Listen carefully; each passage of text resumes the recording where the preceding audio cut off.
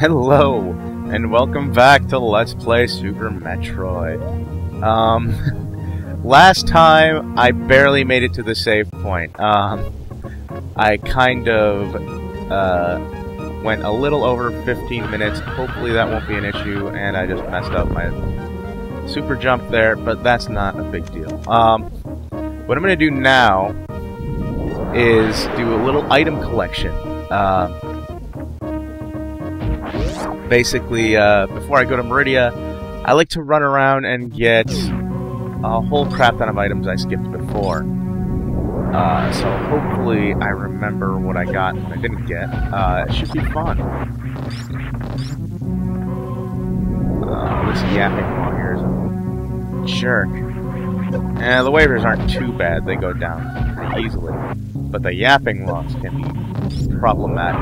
Not the ones on the roof, actually. The ones on the roof, on the ceiling, can actually be a little bit helpful if you need a quick place to go if you don't have many energy tanks. But the ones in the lava can be harsh. Now, something I was explaining before and I didn't get a chance to finish explaining about was how the way timing works in this game. When you grab an item, you'll notice everything in the game stops moving, like even explosions and, just everything, literally. When that happens, the game is not recording time. So when you're hearing that item collection music, and it says, you picked up a missile or whatever, it's not counting that as part of your time. Now, here, you want to be careful, and I've learned this new trick here. You want to make sure you get both of these. You got to get in the middle, because otherwise you have to go through and do all of that again to get both of these missile expansions. And trust me, you don't want to have to do that. So, you can see what I did up there was I left that one block, and that allowed me to easily jump right into the middle. I didn't have to worry about it. And so, yeah. I recommend you do that. Still gonna use missiles on these guys, because it's still easier. Despite the fact that I have a much more powerful beam now. With the ice beam, it would take 2 shots, because it has to freeze them first. And even without the ice beam, it still takes 2 shots. So missiles are still faster to kill those things with. Past the cargo nests, and right back down into Brinstar.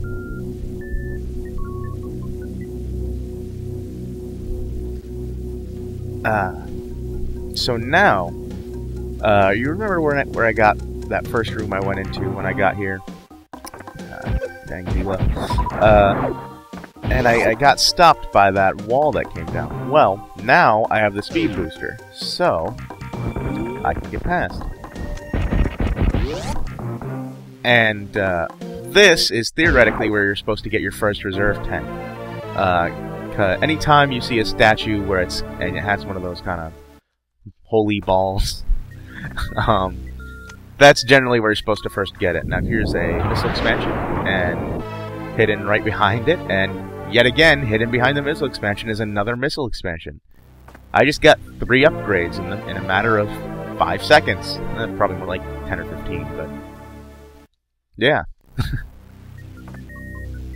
There are a lot of upgrades in this game. There are actually a 100, I think, is the actually exact number, because anytime you get an item, that's 1%. So up here we have a bunch of waivers, and I believe, yeah, small side hoppers. Yeah. And another super missile expansion. This is good, because now, going into Meridia, we absolutely need to get more super missiles. They're becoming more and more important as we progress through the game.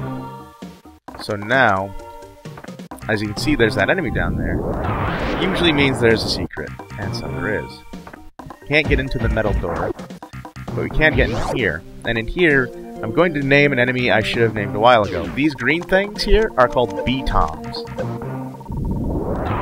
They also latch onto you and steal your energy. And this is another room where you have to be careful, because those 4 blocks past the energy tank are fake, and you will fall through. Now, I'm still going to fall through there because there's an item I want to get. But first, since I don't want to have to come back this way, I'm going to grab these super missiles. And I do believe you actually do have to go down there. I'm not sure.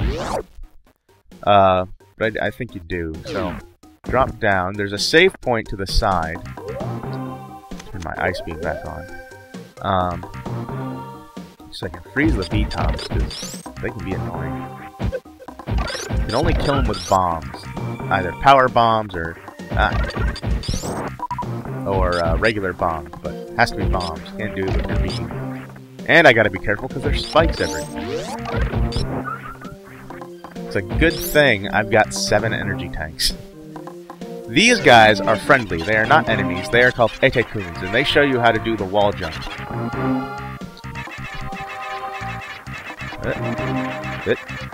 Oh, okay. I'm having problems.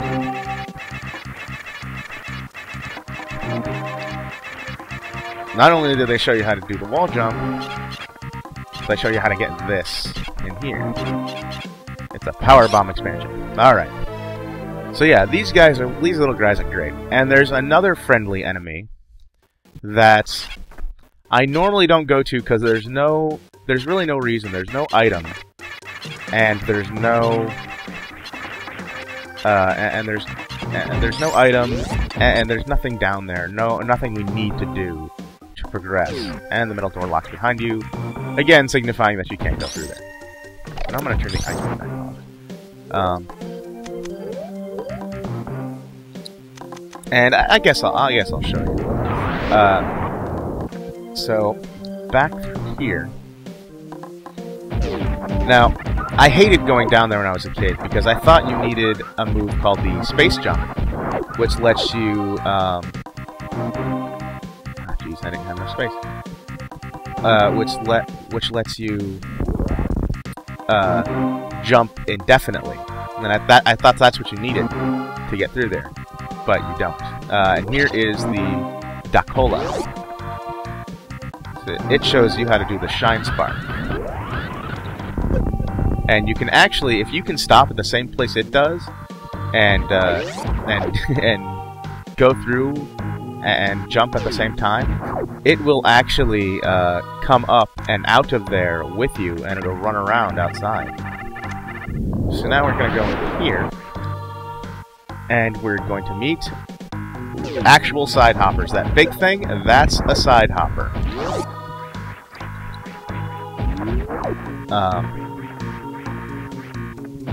The other ones are small side hoppers. But yeah, I hated going down into that room. Just because I could not wall jump for the life of me. It was only now that I've gotten older, recently, that I've actually learned and somewhat mastered wall jumping. I'm pretty good at it. I'm not perfect, as you've seen, but I'm pretty good. Now, there is a little bridge up here that you can ride to get up, but I don't really need it. So we're going to ignore it. But yeah, I really hated going down there. What I'd do is I'd bomb jump out of there, but I can't do that either. There is a way to bomb jump really consistently and easily, and that I still haven't mastered, and that's why you haven't seen me do it. In the player's guide, they actually recommend you use a turbo controller. They call it turbo bombing, turbo jumping, something like that. We had turbo controllers when I was a kid, but I don't have. There aren't turbo controllers for the Wii. So so I can't do it. I'm sorry.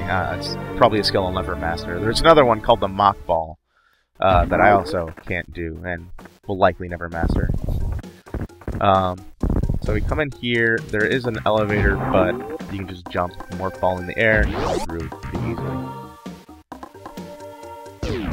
Now, down here, where we got the charge beam, power bomb there. Get your missiles ready, and here we're going to see some more zeros, and you need the gravity suit and the speed booster for this. So here we see some zeros falling down, trying to get their way. Here's through them, and then boom, another energy tank. So I've gone from 4 energy tanks since starting at part 6, and I now have 9. Yeah, we're moving right along, and I'll have I think I might have 1 or 2 more before I go to Meridia. I know at least 1 more.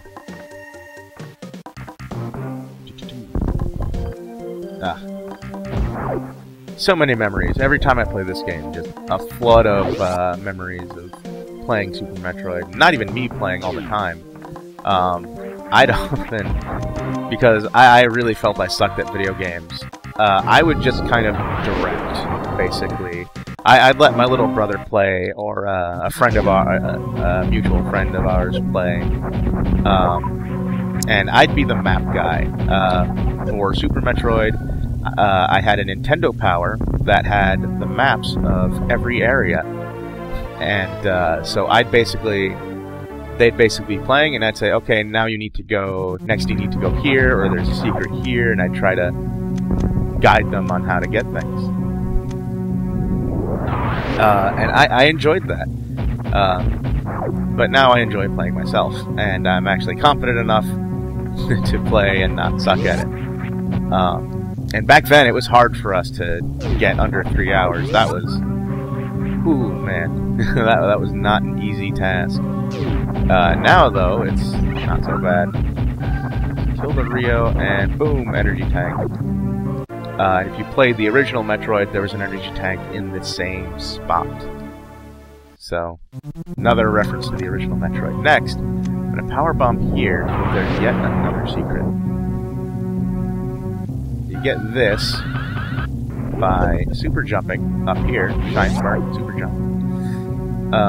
And you see in here, it looks like there's nothing you can do. Oh, invisible walkway. And despite not looking like it, this room holds yet more secrets. Shoot that block, and yet another missile expansion. But yeah, so... And that also go for Mega Man X2. I wouldn't play myself, because I could never beat Sigma, so I let my little brother do it. It's pathetic, but that's what I did. But not important anymore, because now I'm much better than he will likely ever be. But in any case, I digress. So yeah, I'm backtracking through a lot of old areas now, because I've got all I need to get the rest of the items here. So yeah,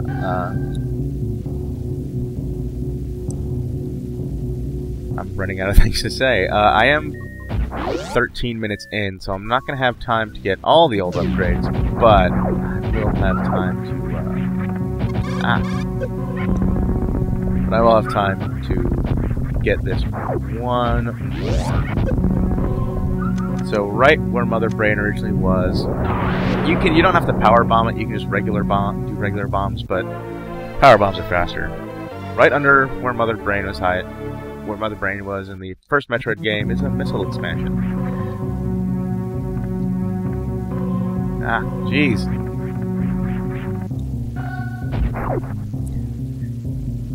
Excuse me. So, okay, I'm 14 minutes in, so what I think I'm going to do is I'm going to go in here, power bomb, and I will see you next time on Let's Play Super Metroid. Thanks for watching. See ya.